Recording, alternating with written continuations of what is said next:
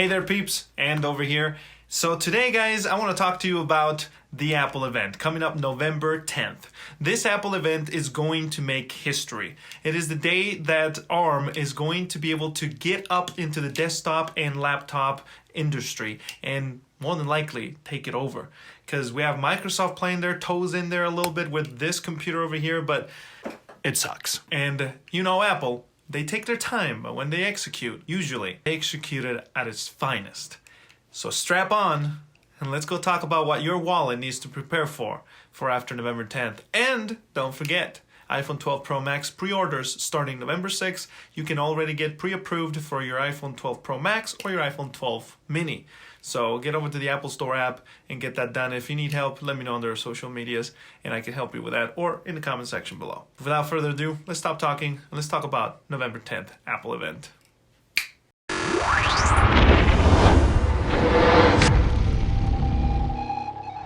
So at this event, what are we here to expect? So I'm just going to drop off whatever I've been able to follow, and if you want to talk about it, hit me up under NWar07 on social medias or in the comment section below. And don't forget to subscribe and hit the bell and a like along the way so you get notified whenever the next videos happen. And of course, I'll have a review roundup of everything that was announced at the Apple event. And if you have any more questions, I can answer them on that video, which I will release the day of towards the end or the next day. To start off, I don't expect, and I don't think no one should expect Apple to release a high-end iMac, MacBook, whatever product with the Apple chip in there. Reason is, I believe, one, they're gonna piss off a lot of Pro users that bought the Pro level stuff if they release that.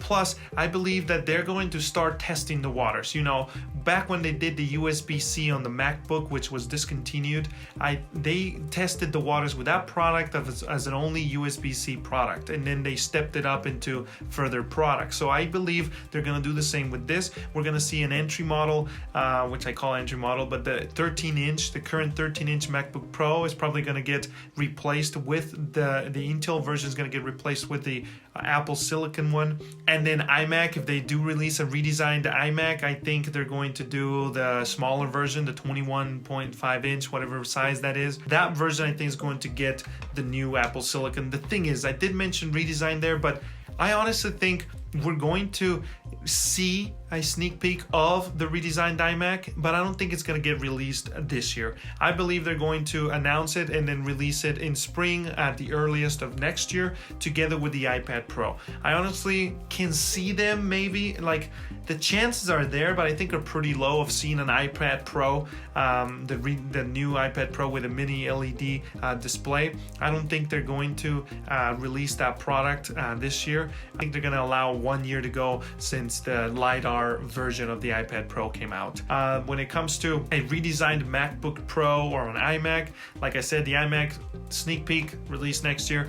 MacBook Pro or MacBook, maybe a redesigned MacBook Air, but honestly, I wouldn't be surprised if there's no redesign whatsoever on anything besides the sneak peek, because I think Apple is going to, just reuse their, it sounds greedy as a corporate thing because then people take it out of context, but Apple's a company and the companies need to make money, so I think they're going to utilize and keep and just milk the current design of whatever product they can milk, and specifically the MacBook Air or the MacBook Pro. Keep the same design, just put the ARM chips in it and just be like, hey, here's the Intel one, that version, same design, same fans, but the fans on the Apple Silicon one never turn on, but the ones on the Intel do. You know what I'm saying? But if it's wrong or not, stay put and on this channel, and we'll talk about it on the social medias and NWar07. Now, when it comes to Airtags, according to John Prosser over here, we should be seeing them. I personally think they should come out. It's been long enough. I mean, it's been over a year now since like they were supposed to be, you know, announced